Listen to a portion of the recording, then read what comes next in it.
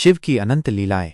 शिव भगवान त्रिमूर्ति के एक अंग और सृष्टि के संहारक हैं। उनके अनंत रूप और लीलाएं हैं जिनका वर्णन पुराणों में विस्तार से किया गया है। आइए उनमें से कुछ प्रमुख लीलाओं पर एक नज़र डालते हैं। आदियोगी की उत्पत्ति। भगवान शिव को आदियोगी कहा जाता है, अर्थात पहले योगी। उनके जन्म की कहानी रहस्यमय है। कुछ मान्यताओं के अनुसार वे स्वयंभू हैं, अर्थात स्वयं उत्पन्न हुए। अन्य मान्यताओं के अनुसार वे विष्णु भगवान के माथे से प्रकट हुए थे। सती के साथ विवाह और त्याग। शिव भगवान का विवाह सती देवी से हुआ था, जो दक्ष प्रजापति की पुत्री थी। दक्ष प्रजापति ने एक बार यज्ञ किया जिसमें शिव का अपमान किया गया। क्रोधित होकर सती ने यज्ञ कुंड में आत्मदाह कर लिया। शिव को जब इस घटना का पता चला तो उन्होंने सती के मृत शरीर को उठाकर तांडव नृत्य किया। अंततः विष्णु भगवान ने अपने सुदर्शन चक्र से सती के शरीर को कई टुकड़ों में विभक्त कर दिया। इन टुकड़ों से पृथ्वी पर शक्तिपीठों का उद्भव हुआ। पार्वती से विवाह।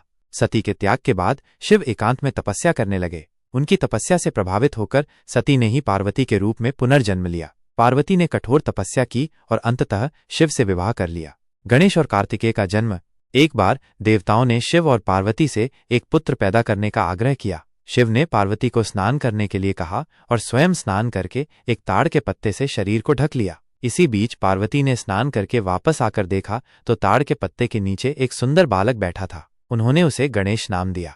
इसी दौरान शिव स्नान करके वापस आए और उन्हें एक अज्ञात बालक दिखाई दिया। क्रोधित होकर उन्होंने अपने त्रिशूल से बालक का सिर काट दिया। पार्वती को जब यह पता चला तो वे रोने लगीं। शिव ने अपनी गलती का एहसास किया और देवताओं को आदेश दिया कि वे हिमालय से एक हाथी का सिर लाएं। देवताओं ने ऐसा किया और शिव ने गणेश का सिर जोड़ दिया। इसके बाद पार्वती ने शिव से एक और पुत्र पैदा करने का आग्रह किया। शिव ने अपनी अग्नि से एक बालक को उत्पन्न किया जिसे कार्तिकेय नाम दिया गया। शिव की तपस्या और योग।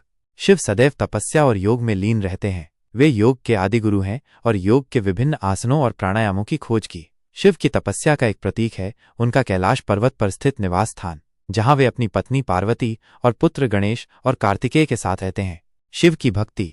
शिव भगवान की भक्ति में शिवलिंग पूजा, रुद्राभिषेक, मंत्र जाप और शिव स्तोत्र का पाठ प्रमुख है। शिव भक्तों को भोलेनाथ कहा जाता है और वे शिव की कृपा पाने के लिए विभिन्न त्योहारों और अवसरों पर पूजा अर्चना करते हैं।